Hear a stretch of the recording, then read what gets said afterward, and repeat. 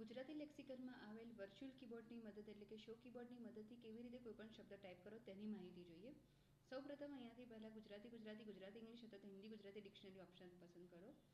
ત્યારબાદ અહીંયા virtual keyboard પર ક્લિક કરો. વર્ચ્યુઅલ કીબોર્ડ પર ક્લિક કરતાં તમને આ રીતનું કીબોર્ડ ઓપન થશે. હવે આપણે દાખલા તરીકે વર્ણ શબ્દ લખવો છે તો સૌથી પહેલાં વ પર ક્લિક કરો, પછી વર્ણ એટલે ર, આની પર ક્લિક કરો, આ જે સેકન્ડ લાઇનમાં ફર્સ્ટ બટન છે એની પર, અને ત્યારબાદ અણ શબ્દ પર ક્લિક કરો.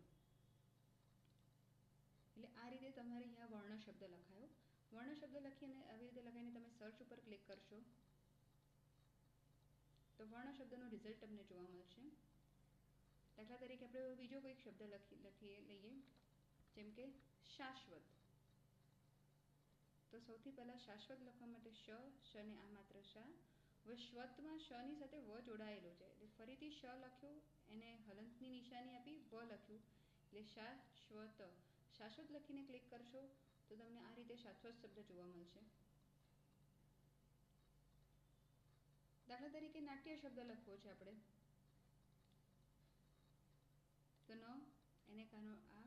હવે ટ ને ય જોડેલો હોય છે તો ટ પર ક્લિક કરી, ફરીથી હલંતવાળી નિશાની પર ક્લિક કરી અને ય પર કર્યું અને એન્ટર આપ્યું તો તમે અહીંયા જોઈ શકો છો કે નાટ્ય શબ્દ આવી રીતે લખાયું. આ રીતે વર્ચ્યુઅલ કીબોર્ડની મદદથી જે પણ હલંત શબ્દ હોય એને તમારે ટાઈપ કરવા હોય તો તમે એના